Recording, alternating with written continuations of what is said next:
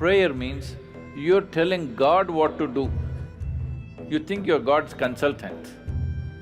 Meditation means you just shut up. If you just shut up, everything that needs to happen to you will happen to you.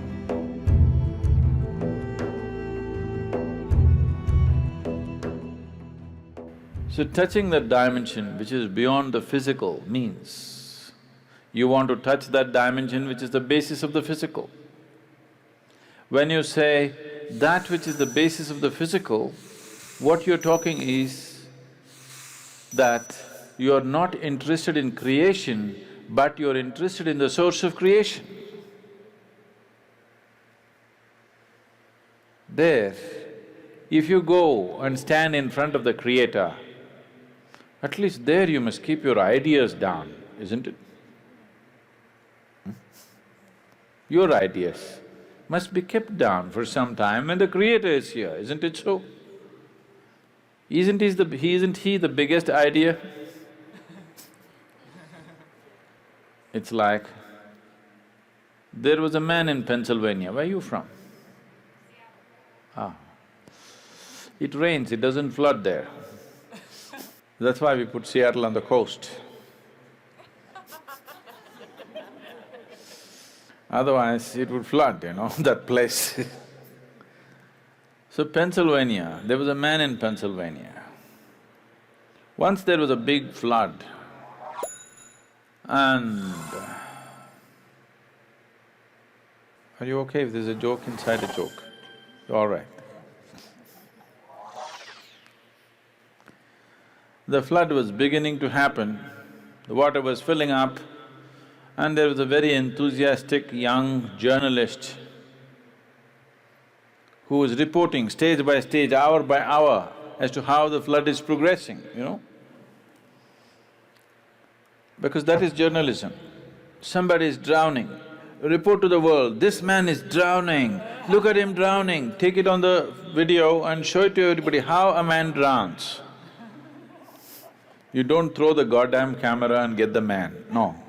You show the whole world how a man can drown in a flood. So, these are not the days of video cameras, only, Morse code is how the report is being filed. So he filed a report very eloquently, he said, as God sits and watches, the water is filling up in this part of Pennsylvania and houses are going down and this and that, and described it in very eloquent terms. Then he immediately got a response from his editor, leave the flood, interview God. God is sitting and watching, he thought he's somewhere here and forget about the flood, interview God. They didn't get to interview him, it continued. Many homes drowned, many people died, but one man survived. This man who survived went to New York City and shared among people how he survived a Pennsylvania flood where so many people died. People gathered. Then he went to Boston and talked about how he survived a Pennsylvania flood, and more people gathered. Then he came to Seattle and he shared, more people gathered. Then he started his roadshow, city to city, talking and talking about how he survived a Pennsylvania flood. He became a famous speaker in America, and then naturally, every American has to write a book within their lifespan. So he wrote a book, how he survived a Pennsylvania flood. It became famous, he spoke everywhere, and his engagements became international. He became a millionaire, sold millions of books. All his life he only spoke about how he survived the Pennsylvania flood. And one day he died, not in a flood, he died. And they had an assembly He went through the pearly gates, and there was an assembly of people and there was an opportunity to speak. A few people could speak. So he told his neighbors, I will share my experience about how I survived Pennsylvania flood. Somebody nudged him and said, there is no one in the audience.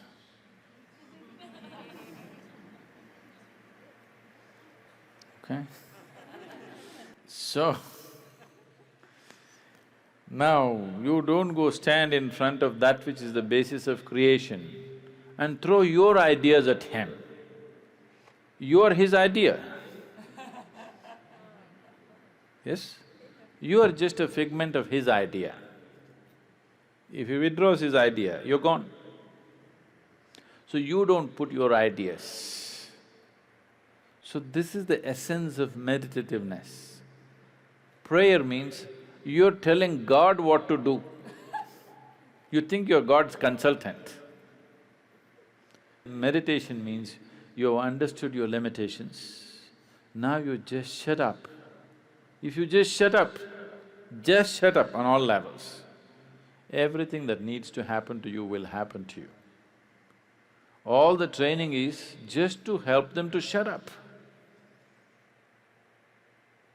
That you don't throw your silly ideas at the Creator, you just shut up.